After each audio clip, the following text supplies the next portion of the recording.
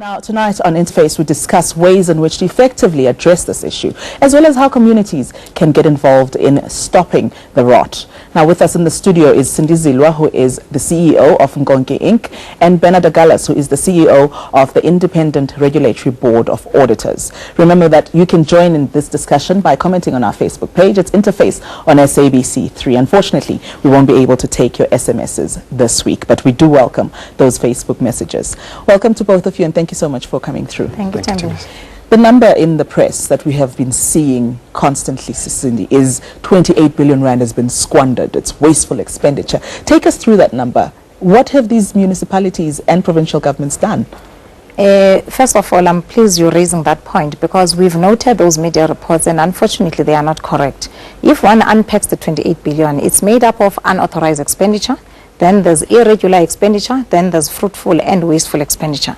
Now, if there are many differences between those, unauthorized, for instance, it's when you were supposed to build schools and instead of paying the 100 million that was budgeted, somebody ends up paying 120 million. Then that 20 million is unauthorized. And if it's irregular, for instance, to say somebody had to build a bridge, but a tender process had to be followed, or 3 quotations had to be obtained. They have not been obtained, but the bridge has actually been built, but process has not been followed. So that is termed to be irregular. And then fruitful and wasteful expenditure, which is fruitless, thank you for correcting me, fruitless and wasteful expenditure, it relates to expenditure that could have been avoided. Let's say, for instance, you were supposed to pay a creditor, and then you end up paying 30 days late and you are charged interest. So it's an issue of saying you could have avoided that expenditure. It has yielded no return for the government department, and therefore that is why it is termed fruitless and wasteful expenditure. So when we actually look into the 28 billion, we need to unpack it at that level. But so therefore really the reports to throw it as the total amount has been squandered is not correct. Yes, when it comes to fruitless and wasteful expenditure, something has to be done, because that money could have actually been saved and could be used for other purposes. The other ones, the deliverables are there, but the processes have not been followed, which is the issue that the Auditor General is complaining about. What would the process have entailed for the AG? You know, he goes in there, what does he look at? What are the specifics of the process of auditing municipalities and also provincial departments? The auditing process is a very simple process. And at a high level, one would sum up to say when the AG is actually auditing those particular records, they want to make sure that the information that they are looking at is complete.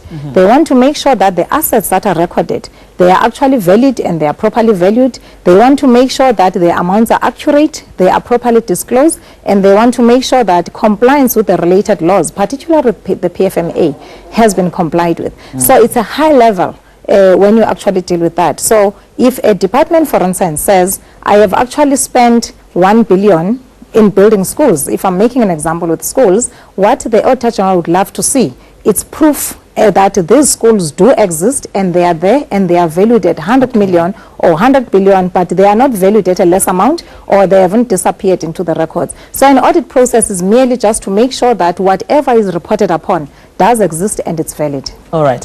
Bernard, clean audits, that's fairly self-explanatory. Yeah.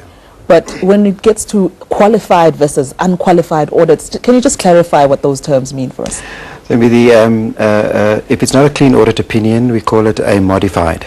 And it can be modified in any of 3 different ways. The first one is what we call a qualified opinion, and that really just means that those financial statements that Cindy referred to that the Auditor General audits, those financial statements must be relied on by government, by users, by investors in the private sector. And if those financial statements fairly present, then you get a clean opinion. If they don't fairly present, it could either be because of only one item or a couple of items, in which case we say it's an accept, we give an accept for opinion, which means that the financial statements still fairly present, like in a clean opinion, except for certain items, for example, certain assets. And that should be a qualified opinion. The third one is where there is the financial statements, actually, they don't fairly present at all. The Auditor General says, in his opinion, they don't fairly present. And that is what we call an adverse opinion. And the worst one is the disclaimer, where he says, I cannot rely on these financial statements at all. 3% of those that were audited that got that disclaimer. Which means that the books and records were not auditable. Now, we'll get to the bad news in a moment, but let's